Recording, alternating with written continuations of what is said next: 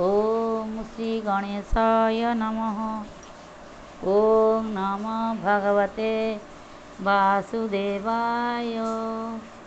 शिवपुराण प्रथम खंड। जे करे पीरती भाई बहु संगतरे, काम बाणे जेहु भ्रात भगिनी कुहरे। माउसी बड़ मा शिष्य भारी जा नातुणी, झियारी नातुणी बहु आई मातुलाणी। पुतुरा बहु कुआऊ भौणी कुहरे, अगम्य गमन पाप लागई ताठारे। कुंभी पाक नरकरे पड़ई से जाई, तही थाई से बहुत যন্ত্রণা ভোগই। কহিলি মু অগম্য গমন পাপমান, সন্ধ্যাহীন দিব্য কথা শুণ দেই মন। বদরিকাশ্রম কুরু ক্ষেত্র বিষ্ণু ধাম, গঙ্গা গোমতী ত্রিবেণী সাগর সঙ্গম। নৈমিষ অরণ্য বৃন্দা বন হরদ্বার, সুপবিত্র ধাম ସରସ୍ୱତୀ ଯେ ଆବର।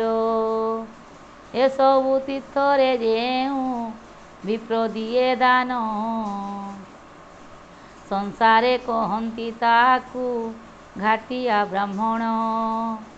ସାଧୁ ଥାଇ ଘାଟ ହୋଇ ସନ୍ଧ୍ୟା ଚଳୁହୀନ, ସାତ ଜନ୍ମ କୁମ୍ଭୀ ପାକ ନର୍କେ କାଟେ ଦିନ। କହିଲି ବୁଝାଇ ସନ୍ଧ୍ୟା ହୀନେ ବିପ୍ର କଥା, ଏବେ ଶୁଣ ରୋଷେଇଆ ବ୍ରାହ୍ମଣ ବାରତା।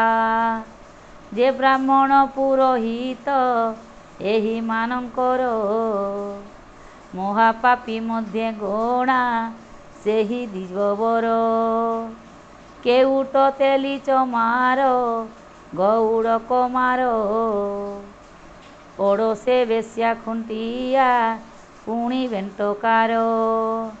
ଧୋବା ଗୁଡ଼ିଆ ଭଣ୍ଡାରୀ ମଲା ଯେ କୁମ୍ଭାର, ତନ୍ତୀ ବୁଣା ବାଉରିଏ ସତର ବର୍ଣ୍ଣର। ଯେ ବ୍ରାହ୍ମଣ ଅନ୍ୟ ଜାତି ଘରେ ପାକ କରେ, ଶୂଦ୍ରେ ସେ ବି ପାକ କରେ ଶୂଦ୍ରର ଗୃହରେ। ସେ ବ୍ରାହ୍ମଣ ମହାପାପୀ ତା ମୁଖ ନ ଚାହିଁଲା ଜନର ପାପ ତକ୍ଷଣେ ହୁଅଇ। ରୋଷାଇ କହିବା ବିପ୍ର କଥା କହିଲଇଁ, ବୃଷଶିଳପତି ଚରିତ ଶୁଣ ମନ ଦେଇ। ଯେ କରେ କୁଳଟା ନାରୀ ହସ୍ତରୁ ଆହାର, ଯେହୁ ପ୍ରୀତିରେ ତୋଷେ ବେଶ୍ୟା ସହିତର। ଯେ ଅନ୍ନ ଭୋଜନ କରେ ଗ୍ରହଣ ଦିନରେ, ହୁଏ ସେ ବୃଷଳୀପତି ଜନ୍ମ ଜନ୍ମାନ୍ତରେ। ରଜକୁଣ୍ଡେ ନରକେ ସେ ହୁଅନ୍ତି ପତନ, ଶିମିଳି ବୃକ୍ଷ ରୂପରେ ଜନମ ସେ ଜନ। ଆହେ ଋଷିମାନେ ମୋତେ ପଚାରିଲ ଯାହା, ଏ ଶିବ ପୁରାଣେ ମୁହିଁ କହିଲହିଁ ତାହା। ନାରୀ ପାପ ପୁଣ୍ୟ କଥା କହୁଅଛି ଶୁଣ, ଏକଚିତ୍ତ ହୋଇଣ ସକଳ ମୁନିଗଣ। ଯେଉଁ କନ୍ୟା ଗୋଟିକ ବରକୁ ଥାଏ ବରି, ଆନେ ବିଭା ହୁଅଇ ତାହାକୁ ପରିହାରି। ସେହି କନ୍ୟା ଅନ୍ତେ ପାଶୁ କୁଣ୍ଡରେ ପଡ଼ଇ, ସେହି କନ୍ୟା ଅନ୍ତେ ପାଂଶୁ କୁଣ୍ଡରେ ପଡ଼ଇ।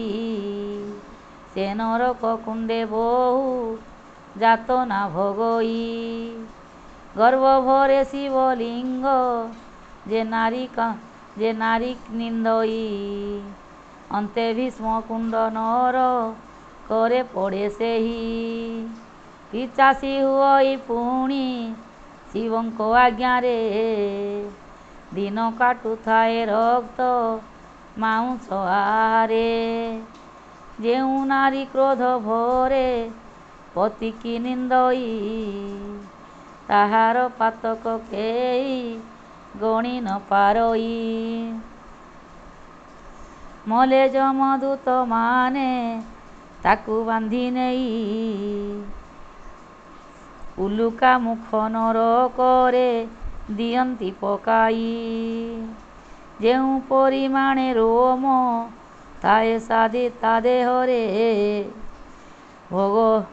ଭୋଗ କରେ ନର୍କ ତେତେ କାଳ ପର୍ଯ୍ୟନ୍ତରେ। ପୁଣି 7 ଜନ୍ମ ଯାଏ ବିଧବା ହୁଅଇ ସେ ରମଣୀ ନିନ୍ଦାରୁଣ ଦୁଃଖରୁ ଭୋଗଇ।